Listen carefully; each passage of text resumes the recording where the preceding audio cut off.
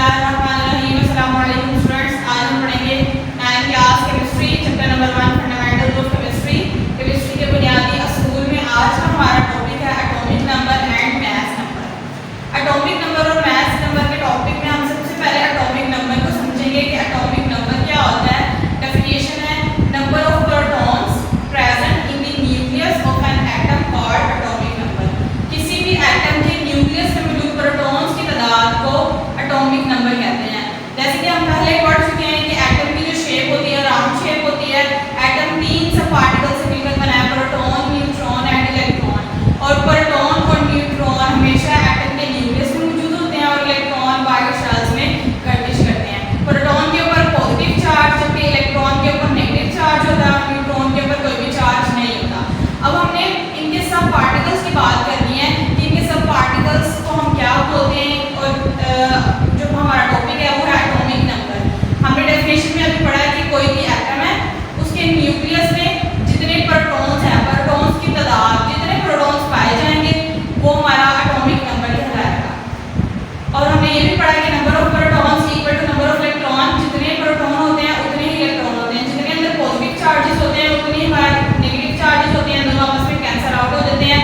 और जो होल हमारा एटम होता है वो न्यूट्रल होता है, मतलब उसके ऊपर कोई चार्ज नहीं होता। और जो न्यूट्रॉन होते हैं ये भी न्यूट्रल होते हैं, इनके ऊपर कोई चार्ज नहीं होता। इसका सिंबल है जी, इसको हम जी से रिप्रेजेंट करते हैं। अब इसकी एग्जांपल हम देखते हैं। जिस तरह कार्बन है, कार्बन का एटॉमिक नंबर होता है 6। मतलब क्या है कि कार्बन का जो एटम है उसके अंदर प्रोटॉन्स की तादाद पाई जा रही है 6।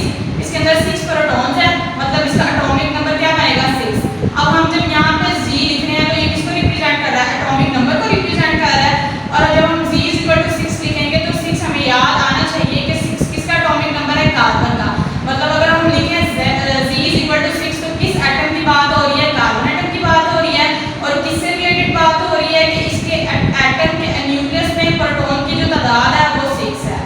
इसी तरह नेक्स्ट एग्जांपल देखते हैं हम ऑक्सीजन की। ऑक्सीजन का एटॉमिक नंबर होता है 8। मतलब क्या है, इसके एटम के न्यूक्लियस में प्रोटॉन की तादाद कितनी पाई जा रही है, वो 8 पाई जा रही है। मतलब इसका एटॉमिक नंबर क्या होगा 8। जब हम C इक्वल टू 8 लिखेंगे तो हमें पता चलेगा किस एटम की बात हो रही है, ये ऑक्सीजन एटम की बात हो रही है। एटॉमिक नंबर हमें याद करने हैं। नेक्स्ट हम बात करते हैं हाइड्रोजन की। हाइड्रोजन का जो एटम है इसके न्यूक्लियस में एक प्रोटॉन है, मतलब इसका एटॉमिक नंबर क्या होगा, 1 होगा। सल्फर, सल्फर का एटॉमिक नंबर होता है 16। क्या मतलब है कि इसके न्यूक्लियस में प्रोटॉन कितने पाए जा रहे हैं, 16। इसके अंदर पॉजिटिव चार्जेस पाए जा रहे हैं, तो मतलब इसका एटॉमिक नंबर क्या होगा 16।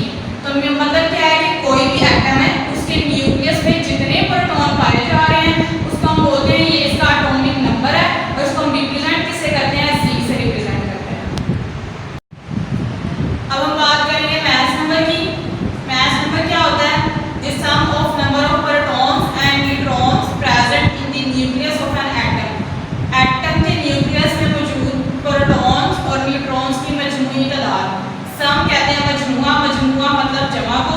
कोई भी एटम है उसके न्यूक्लियस में जितने प्रोटॉन है और जितने न्यूट्रॉन है उन दोनों को हम ऐड कर लें, क्योंकि न्यूक्लियस में प्रोटॉन और न्यूट्रॉन ही मौजूद होते हैं। उन दोनों को हम मजमुआ कर लें, मतलब उनको ऐड कर लें, जमा कर लें, तो जो हमारे पास नंबर आएगा वो हमारे पास क्या कहलाएगा, मास नंबर कहलाएगा। इसका सिंबल है ए से इसको रिप्रेजेंट करते हैं। तो हम देखते हैं एग्जाम्पल थे। एग्जाम्पल फॉर एग्जाम्पल हमारे पास जो है ना वो कार्बन है। कार्बन का जो मास नंबर है, मतलब ए से इसको रिप्रेजेंट कर रहे हैं, इसका मास नंबर है 12। तो मतलब इसके एटम के न्यूक्लियस में प्रोटॉन एटॉमिक नंबर इसका 6 है। हमने पीछे जो एटॉमिक नंबर का टॉपिक पढ़ा था उसमें हमने पढ़ा था कि कार्बन का जो एटॉमिक नंबर होता है वो होता है 6। मतलब उसमें प्रोटॉन कितने हो गए 6 और न्यूट्रॉन भी इसमें है 6। अब प्रोटॉन और न्यूट्रॉन दोनों ऐड होके वो हमारा बना रहे हैं मास नंबर, और वो क्या है, कार्बन का मास नंबर है 12। इसको हम समझते हैं। फॉर एग्जांपल हमें कह दिया जाता है कि इसका मास नंबर जो है वो 12 है और इसमें जो प्रोटॉन्स की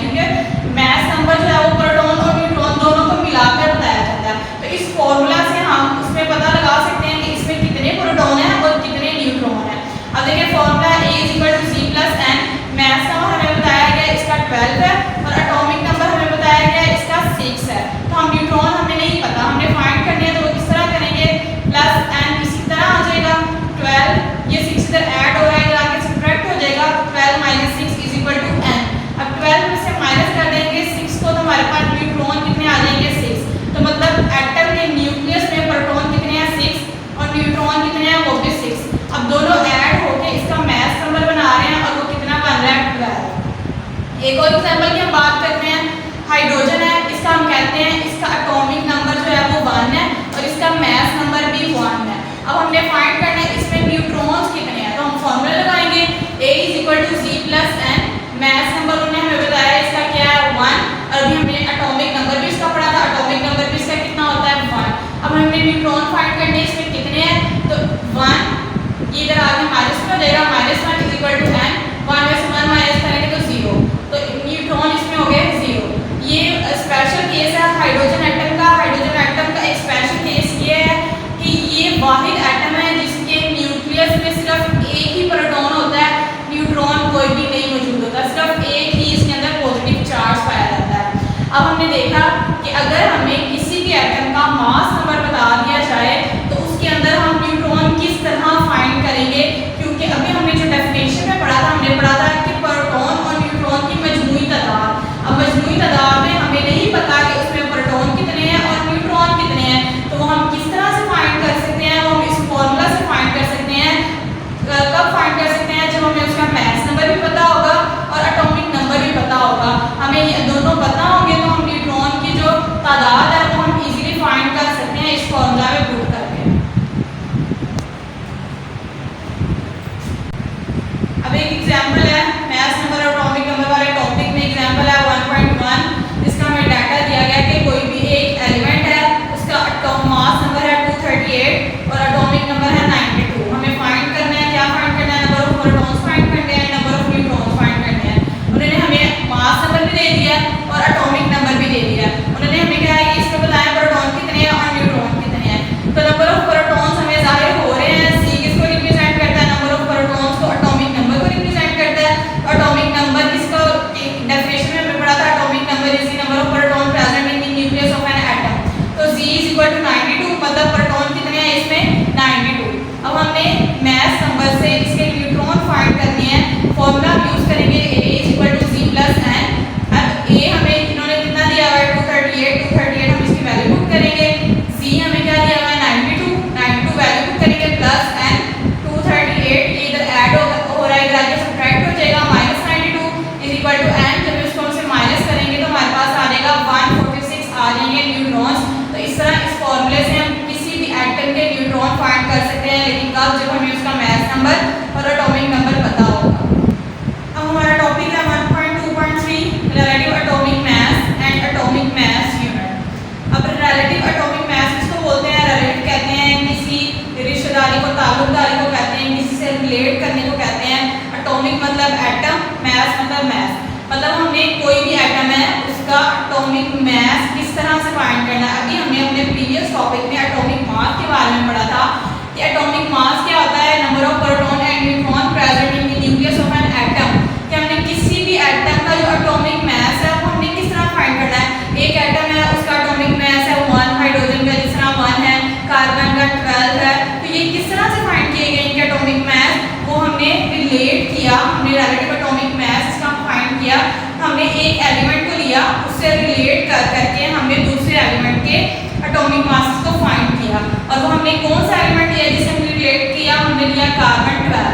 कार्बन 12 का क्या मतलब है कि इसमें 6 प्रोटॉन है, 6 न्यूट्रॉन है, और दोनों को ऐड करके बन गया कार्बन 12। कार्बन 12 हमने एक एलिमेंट लिया, इससे हमने रिलेट करके अदर एलिमेंट के जो रिलेटिव एटॉमिक मास है वो फाइंड किया। हमने इसको किस तरह से यूज किया, हमने इसका किया 1/12 पार्ट, मतलब इसके 12 हिस्से।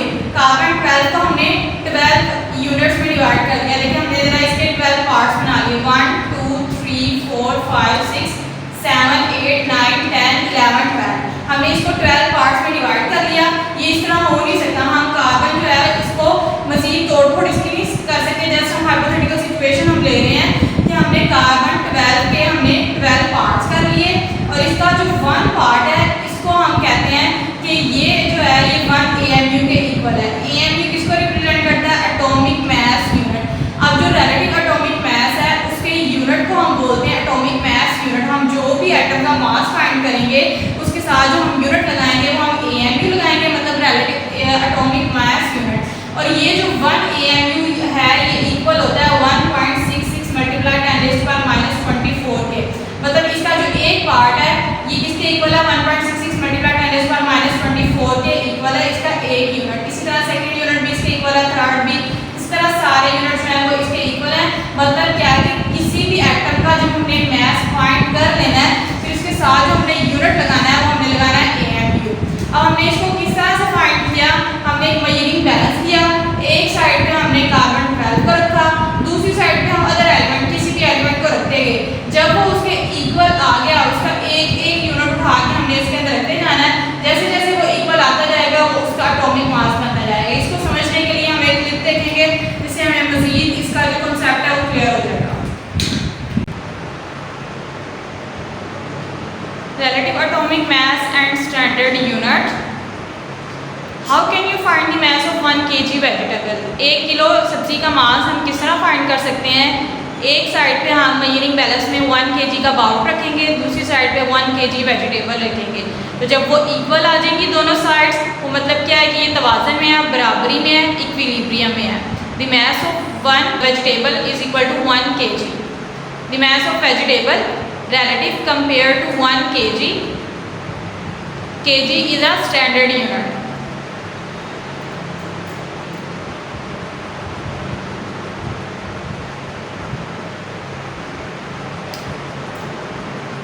हमने मैथ को रिलेट किससे किया, एक सब्जी का जब हमने मैथ फाइंड करना था वो किससे रिलेट किया, 1 kg से।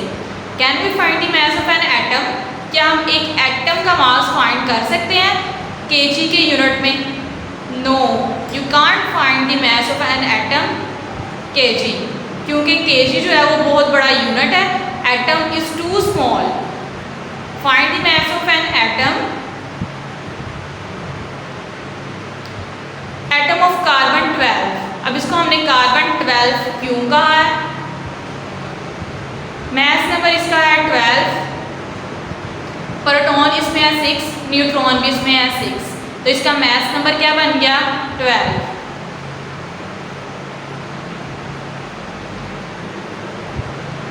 अब हमने मेजरिंग बैलेंस लेना है, उसमें हमने कार्बन 12 को एक साइड पे और दूसरी साइड पे भी हमने कार्बन 12 को रखा। बोथ साइड्स इक्वल, दोनों इक्विलिब्रियम में है, मतलब दोनों साइड्स जो हैं वो बराबर में है। मास नंबर 12 और दूसरी साइड पे भी mass number 12।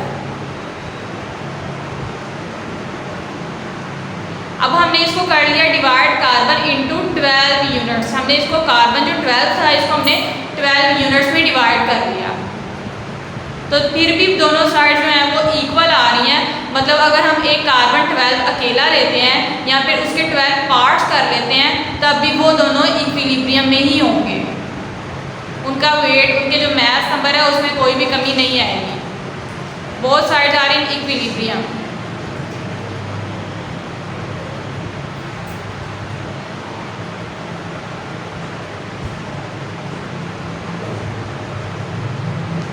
Carbon atom is equal to 12 units. Yes, दोनों साइड्स बराबर हैं।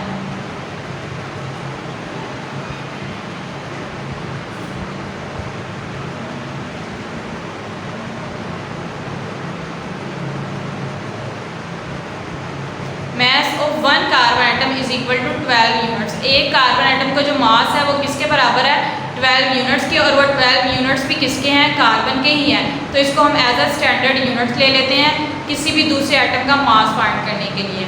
फॉर एग्जांपल हमने एक एटम लिया ऑक्सीजन, ऑक्सीजन को एक साइड पे रखा, दूसरी साइड पे हमने 12 यूनिट्स रख लिए कार्बन के, लेकिन कार्बन ऑक्सीजन जो है वो हैवी है, वो नीचे को है उसका मास। अब हमने मोर ऐड करने हैं 4 कार्बन यूनिट्स उसके अंदर ऐड करेंगे तो वो इक्विलिब्रियम में आ जाएगा।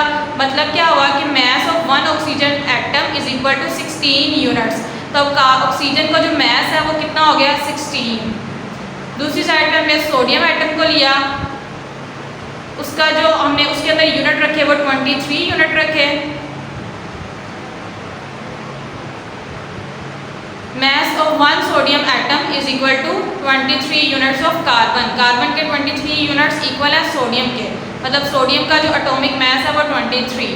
इसी तरह हमने नाइट्रोजन को लिया, नाइट्रोजन का जो एटॉमिक मास है वो है 14।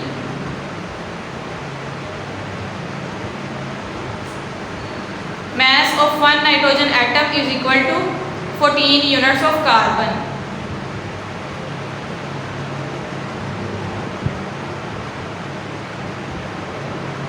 ऑक्सीजन एटम का एटॉमिक मास हो गया 16 यूनिट्स से कार्बन के, तो इसका हम बोलेंगे इसका relative atomic mass of oxygen. हमने रिलेट किया उसको कार्बन के साथ, इस वजह से हम उसको बोलेंगे ये इसका रिलेटिव एटॉमिक मास है।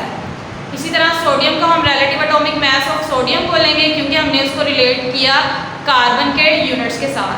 And last one is relative atomic mass of nitrogen. हमने नाइट्रोजन के साथ उसको रिलेट किया तो हम इसको बोलेंगे ये नाइट्रोजन का रिलेटिव एटॉमिक मास है। अब एग्जांपल्स है हमारे पास mass of proton, neutron and electron. Atom 3 सब पार्टिकल से मिलकर बना है, प्रोटॉन, न्यूट्रॉन और इलेक्ट्रॉन। मतलब प्रोटॉन का मास कितना होता है, न्यूट्रॉन का कितना होता है, इलेक्ट्रॉन का कितना होता है, ये हमने रिलेटिव एटॉमिक मास से मतलब कार्बन 12 से रिलेट करके ये हमने डिस्कवर किया हुआ है। अब प्रोटॉन का कितना होता है 1.0073 AMU एटॉमिक मास यूनिट, क्योंकि हमने कार्बन 12 से रिलेट किया है इस वजह से हम इसके साथ में यूनिट क्या लगाएंगे, atomic mass unit AMU find लगाएंगे। अगर हमने इसको ग्राम में कन्वर्ट करना है तो AMU की जगह हम क्या करेंगे, इसकी वैल्यू पुट करेंगे। जो वैल्यू थी हमारे पास 1.66 मल्टीप्लाई 10⁻24, इन दोनों का आपस में मल्टीप्लाई करेंगे तो हमारे पास ग्राम में वैल्यू आ जाएगी। हम मास होता है न्यूट्रॉन, न्यूट्रॉन का मास होता है 1.0087 AMU। जब AMU की हम वैल्यू इसके साथ मल्टीप्लाई करेंगे तो ग्राम में आ जाएगी 1.674 मल्टीप्लाई 10⁻24 ग्राम। इसी तरह मास ऑफ इलेक्ट्रॉन, इलेक्ट्रॉन का मास होता है 5.486 मल्टीप्लाई 10⁻4 AMU। और इसको जो हम ग्राम में लेके जाएंगे तो इसकी वैल्यू क्या बनेगी, मतलब AMU की वैल्यू लगा के तो हम इसको मल्टीप्लाई करेंगे इसके साथ तो हमारे ग्राम में वैल्यू आ जाएगी 9.106 मल्टीप्लाई 10⁻28 ग्राम। इस तरह हम इसकी वैल्यू लगा के हम इसको ग्राम में भी कन्वर्ट कर सकते हैं। नेक्स्ट हमारा टॉपिक है 1.2.4 how to write a chemical formula, कीमियाई फार्मूला लिखने का तरीका। अब सबसे पहले केमिकल फार्मूला होता क्या है, कंपाउंड है। कंपाउंड के फार्मूलाज को जिससे रिप्रेजेंट करते हैं उस फार्मूला को हम बोलते हैं केमिकल फार्मूला। अब मैंने इसका स्टेप लिख दिए हैं, स्टेप बाय स्टेप कि हमने किस तरह से फार्मूला बनाना होता है। सबसे पहले क्या करना है, हमें उसका सिंबल लिखना है। फॉर एग्जांपल हमारे पास एक फार्मूला है सोडियम क्लोराइड, इसको हमने किस तरह से बनाया है, सबसे पहले हमने इनके सिंबल लिखे। सोडियम का सिंबल Na, क्लोरीन का सिंबल Cl। नेक्स्ट इसके ऊपर हमने वैलेंसी ऐड करनी है। सोडियम की वैलेंसी +1 और क्लोरीन की वैलेंसी -1। सोडियम है ये इसकी राइट साइड है, ये इसकी लेफ्ट साइड है।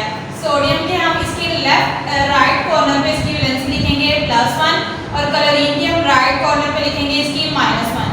नेक्स्ट जो थर्ड वाला स्टेप है वो है क्रॉस एक्सचेंज, मतलब हमने इनकी वैलेंसी को क्रॉस एक्सचेंज करना है। क्रॉस एक्सचेंज किस तरह से करना है, ये जो क्लोरीन की वैलेंसी है वो हमने सोडियम के इधर वाली साइड पे लिखनी है राइट कॉर्नर पे नीचे वाली साइड पे, और जो सोडियम की वैलेंसी है वो हमने क्लोरीन के राइट कॉर्नर पे लिखनी है। अब देखिए यहाँ पे जैसे कि हमने लिख दिया है क्लोरीन की वैलेंसी थी -1, यहाँ पे हमने सोडियम की लिखी -1 और जो सोडियम की वैलेंसी थी +1 वो हमने क्लोरीन के नीचे लिख दिए +1। अगर एक जैसी वैलेंसी है तो उसको कटिंग कर देना, अगर नहीं है तो उसको वैसे का वैसे लिख देना। हमने फॉर्मूला बना लेना है। अब ये -1 +1 1 और 1 एक दूसरे से कैंसिल हो जाएंगे तो हमारी जो फॉर्मूला बनेगा वो बन जाएगा NaCl। पॉजिटिव और नेगेटिव साइन हम यहाँ पे नहीं लगाते फॉर्मूला में, तो हमारा फॉर्मूला बन गया NaCl। एक और एग्जांपल लेते हैं हम मैग्नीशियम क्लोराइड की। अब वो किस तरह बनता है, सबसे पहले हमें उसका सिंबल लिखना है। सिंबल मैग्नीशियम का Mg और क्लोरीन का Cl। नेक्स्ट हमने उसके ऊपर वैलेंसी ऐड करनी है। मैग्नीशियम की वैलेंसी +2, क्लोरीन की -1। फिर हमने इसको करना है क्रॉस एक्सचेंज। क्रॉस एक्सचेंज किस तरह करना है, क्लोरीन की -1 जो है वो मैग्नीशियम के नीचे आ जाएगी और जो मैग्नीशियम की +2 है वो क्लोरीन के नीचे चली जाएगी। अब जो हमारा लास्ट वाला स्टेप है, अगर एक जैसी हैं एक ही टेबल पे वो कटते हैं तो उनको काट दें, अगर नहीं कटते तो उनका फॉर्मूला बना लें। अब ये 2 और 1 एक ही टेबल पे दोनों नहीं कटते तो अब क्या करेंगे, Mg1 हम इसके नीचे नहीं लिखते और क्लोरीन Cl उसके नीचे 2 है तो 2 हम लिख देते हैं। अभी जैसे मैंने बताया है कि हम इसके पॉजिटिव और नेगेटिव साइन नहीं लगाते, तो यहाँ पे कोई पॉजिटिव कोई नेगेटिव साइन नहीं आएगा, तो इसका जो फॉर्मूला बन गया वो बन गया MgCl2 मैग्नीशियम क्लोराइड का फॉर्मूला बन गया। अब नेक्स्ट हमने एक और एग्जांपल करनी है जिसमें एल्युमिनियम सल्फेट का फॉर्मूला हमें बनाना है। उसके लिए सबसे पहले हम सिंबल लिखेंगे, एल्युमिनियम का सिंबल Al, सल्फेट का SO4। देन हमने उसके ऊपर उसकी वैलेंसी ऐड करनी है। एल्युमिनियम की वैलेंसी +3, सल्फेट की -2। फिर हमने इनके जो वैलेंसीज है उसको क्रॉस एक्सचेंज करना है। क्रॉस एक्सचेंज किस तरह से करेंगे, एल्यूमिनियम की जो वैलेंसी है +3 वो हमने सल्फेट के नीचे लिख दी और जो सल्फेट की वैलेंसी -2 वो हमने एल्यूमिनियम के नीचे लिख दी। Next cutting and formula make करना है। दोनों आपस में एक ही टेबल पे कटिंग नहीं हो रहे 2 और 3, और हम पॉजिटिव और नेगेटिव चार्जेस को हटाकर इनके फार्मूलाज के नीचे, इनके सिंबल के नीचे हम इसकी वैलेंसी लगा के फार्मूला बना देंगे। अब एल्यूमिनियम के नीचे हमने 2 एज इट इज रहने दिया, सल्फेट के नीचे 3 हमने इसको ऐसे रहने दिया। सल्फेट का SO4 था, इसी वजह से हमने इन दोनों को आपस में मिक्सअप ना हो तो हमने ब्रैकेट में बंद कर दिया 3 Al2SO4 एल्यूमिनियम सल्फेट। एक और एग्जांपल लेंगे कैल्शियम फास्फेट की। कैल्शियम का सिंबल Ca, फास्फेट का PO4। कैल्शियम की वैलेंसी +2, फास्फेट की -3। क्रॉस एक्सचेंज वैलेंसी -3 कैल्शियम के नीचे और +2 फास्फेट के नीचे +2 आ गए। दोनों एक ही टेबल पे नहीं कट रहे, पॉजिटिव और नेगेटिव चार्जेस हटा देंगे। कैल्शियम 3 फास्फेट के नीचे होल 2, Ca3PO4 कैल्शियम फास्फेट का फॉर्मूला। तो ये था कि फॉर्मूला हम how to write a chemical formula, कि हम एक फॉर्मूला उसको किस तरह से बना सकते हैं और स्टेप बाय स्टेप मैंने आपको एक्सप्लेन कर दिया। सबसे पहले उसका सिंबल लिखें, फिर उसकी वैलेंसी लगाएं, फिर क्रॉस एक्सचेंज कर दें and then cutting and formula make कर लें। अब हमारा जो टॉपिक है नेक्स्ट है 1.2.4.1 empirical formula and molecular formula. Chemical formula की दो टाइप्स हैं, एक है एम्पिरिकल फॉर्मूला, एक है मॉलिक्यूलर फॉर्मूला। पहले हम मॉलिक्यूलर फॉर्मूला की बात करेंगे। मॉलिक्यूलर फॉर्मूला क्या होता है, that show actual number of atoms in a chemical formula. ऐसा फॉर्मूला जिसमें एटम्स की सही तादाद के बारे में पता चले उसको हम बोलते हैं ये इसका मॉलिक्यूलर फॉर्मूला है। जिस तरह देखें हमारे पास फॉर्मूला लिखा हुआ है C6H6, ये बेंजीन का फॉर्मूला है। बेंजीन इसमें अब देखिए इसमें शो हो रहा है कार्बन कितने हैं 6 और हाइड्रोजन कितने हैं 6। Actual number of atoms, atom show हो रहे हैं कि कार्बन के कितने एटम पाए जा रहे हैं, यहाँ पे 6 एटम पाए जा रहे हैं। हाइड्रोजन के कितने एटम पाए जा रहे हैं 6 पाए जा रहे हैं। ये इसका मॉलिक्यूलर फॉर्मूला है। जिस तरह H2O हम लिखे वाटर लिखें तो उसमें हमें पता चलता है कि हाइड्रोजन के एटम कितने हैं, उसमें 2 है और ऑक्सीजन के कितने एटम है, उसमें 1, तो उसका मॉलिक्यूलर फॉर्मूला। अब हम बात करेंगे एम्पिरिकल फॉर्मूला क्या होता है। Simplest type of formula part empirical formula. Chemical formula की सादा तरीन हालत को हम बोलते हैं एम्पिरिकल फार्मूला। अब वो सादा तरीन हालत किस तरह बनती है, ये जो इनके एटम्स बने होते हैं इनको हम काटते हैं एक ही टेबल पे। देखिए 6 1 6 6 1 6, दोनों आपस में 1 1 हम नहीं लिखते तो कार्बन कितने आ जाएंगे यहाँ पे 1 और हाइड्रोजन कितने आ जाएंगे 1। तो CH is the empirical formula of benzene, C6H6 is the molecular formula of benzene. अब मॉलिक्यूलर फार्मूला था C6H6, लेकिन जब हम इसको कटिंग कर देंगे दोनों एक टेबल पे कट जाएंगे तो हमारे पास क्या बनेगा CH, तो वो क्या होगा इसका एम्पिरिकल फार्मूला।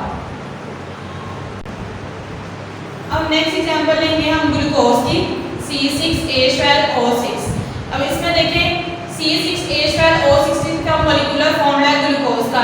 इसमें एक्चुअल नंबर शो हो रहे हैं, कार्बन एटम कितने हैं इसमें 6 हैं, हाइड्रोजन के कितने एटम है इसमें 12 है और ऑक्सीजन के कितने एटम है इसमें 6 है। मतलब actual number of atom show हो रहे हैं कि कार्बन के कितने एटम पाए जा रहे हैं, हाइड्रोजन के कितने एटम पाए जा रहे हैं और ऑक्सीजन के कितने एटम पाए जा रहे हैं। तो ये फार्मूला हमारे पास है मॉलिक्यूलर फार्मूला जिसमें actual number of atom show हो रहे हैं। अब हम क्या करेंगे, इसकी कटिंग करेंगे, इसको एम्पिरिकल फार्मूला बनाएंगे। 6 1 6 6 2 12 और 6 1 6। अब हम 1 1 नहीं लिखते तो कार्बन हमारे पास 1 बन गया, हाइड्रोजन हमारे पास 2, ऑक्सीजन हमारे पास 1, तो CH2O हमने कटिंग करके उसको सिंपलेस्ट फॉर्म में लाया तो CH2O is this empirical formula of glucose. Next हम कुछ एग्जांपल लेंगे हाइड्रोजन पेरोक्साइड की। हाइड्रोजन पेरोक्साइड का मॉलिक्यूलर फार्मूला होता है H2O2। अब देखिए ये इसका मॉलिक्यूलर फार्मूला है, एक्चुअल नंबर शो हो रहे हैं, हाइड्रोजन कितने हैं 2, ऑक्सीजन कितने हैं 2, दोनों की कटिंग करेंगे 2 1 2 2 1 2, ये बन जाएगा HO। HO is the empirical formula of hydrogen peroxide. अब हमने बात करनी है कि ऐसे एलिमेंट जिनकी कटिंग नहीं होती तो उनकी हम उसका एम्पिरिकल फार्मूला किस तरह बनाएंगे। जैसे सिलिकॉन डाइऑक्साइड है SiO2, अब इन दोनों में यहाँ पे कटिंग नहीं होगी तो यही इसका मॉलिक्यूलर फार्मूला, यही इसका एम्पिरिकल फार्मूला कहलाएगा। H2O इसकी भी कटिंग नहीं हो रही, सिंपलेस्ट टाइप में ये नहीं आ रहा तो H2O इस मॉलिक्यूलर फार्मूला भी है और ये एम्पिरिकल फार्मूला भी है। KBr पोटेशियम ब्रोमाइड, यही इसका एम्पिरिकल फार्मूला है, यही इसका मॉलिक्यूलर फॉर्मूला, क्योंकि इसमें कटिंग नहीं होगी। तो इस तरह के फॉर्मूलाज जिनमें कटिंग नहीं होती तो वही उसका मॉलिक्यूलर फॉर्मूला कहलाता है, वही उसका एम्पिरिकल फॉर्मूला कहलाता है। अब हम बात करते हैं कि एम्पिरिकल फॉर्मूला, ज़्यादातर जो एम्पिरिकल फॉर्मूला होते हैं वो आयनिक कंपाउंड के होते हैं। आयनिक कंपाउंड मतलब जिसमें कंप्लीट ट्रांसफरिंग ऑफ इलेक्ट्रॉन होता है। कंप्लीट ट्रांसफरिंग ऑफ इलेक्ट्रॉन के रिजल्ट में जो बनता है वो आयनिक कंपाउंड बनता है। और आयनिक कंपाउंड ज़्यादातर जो एम्पिरिकल फॉर्मूला होते हैं वो आयनिक कंपाउंड के होते हैं। और आयनिक कंपाउंड जो ऐसा फॉर्मूला जिसके अंदर आयनिक बॉन्ड पाया जाए उसको हम बोलते हैं उसका फॉर्मूला यूनिट। नेक्स्ट हमारा टॉपिक है 1.2.5 मॉलिक्यूलर मास। अब सबसे पहले हमें मॉलिक्यूलर मास देखना है। मॉलिक्यूलर मास क्या होता है? मॉलिक्यूलर वर्ड निकला मॉलिक्यूल से और मास मतलब mass, the sum of atomic masses of all the atoms present in one molecule. एक मॉलिक्यूल में जितने भी एटम पाए जा रहे हैं उनके एटॉमिक masses को हमने ऐड कर देना है। तो जो हमारे पास वैल्यू आएगी वो हमारा मॉलिक्यूलर मास कहलाएगा। किसका? मॉलिक्यूल का। ऑफ अ मॉलिक्यूलर सब्सटेंस, कोई भी मॉलिक्यूलर सब्सटेंस है उसके अंदर जितने भी एटम्स पाए जा रहे हैं उनके एटॉमिक masses को हम कर दें ऐड, वो बन जाएगा उसका मॉलिक्यूलर मास। जैसे कि हमें पता है कि मॉलिक्यूल कब बनता है? जब कोई भी एटम इस तरह कंबाइन हो कि उनमें कोवलेंट बॉन्ड मतलब शेयरिंग वाला बॉन्ड पाया जाए, तो उसके फॉर्मूला को हम बोलते हैं मॉलिक्यूलर फॉर्मूला। अब हमने मॉलिक्यूलर मास फाइंड करना है। किस तरह से हमने फाइंड करना है देखिए जरा। जैसे कि वाटर है H2O, इसमें कितने एटम पाए जा रहे हैं? 2, हाइड्रोजन है और ऑक्सीजन है। हाइड्रोजन के इसमें 2 एटम्स पाए जा रहे हैं, ऑक्सीजन का इसमें 1 एटम पाया जा रहा है। अब हमने क्या करना है? इनके एटॉमिक masses लिखने हैं। एटॉमिक masses को लिख के हमने उसका सम निकालना है, मतलब उसको ऐड कर देना है। हाइड्रोजन का एटॉमिक मास होता है 1, 2 इसके एटम्स है तो 2 इसको हम इसके पीछे कोएफिशिएंट में ले आएंगे। ऑक्सीजन का एटॉमिक मास होता है 16, 2 1 जा 2 प्लस 16 ऐड करेंगे तो हमारे पास वैल्यू आएगी 18 और हमने सामने यूनिट लगाना है AMU। जैसे कि हमने रिलेटिव एटॉमिक मास में पढ़ा था कि जब हम भी किसी भी एटम का एटॉमिक मास फाइंड करते हैं तो उसके साथ हम जो यूनिट लगाते हैं वो एटॉमिक मास यूनिट लगाते हैं, क्योंकि एटम का मास बहुत ज़्यादा स्मॉल है। हम इसके लिए केजी और मीटर सेंटीमीटर यूनिट इसके लिए हम यूज़ नहीं कर सकते। तो एटम के एटॉमिक मास के लिए जो हम यूनिट यूज़ करते हैं वो हमारा कहलाता है AMU।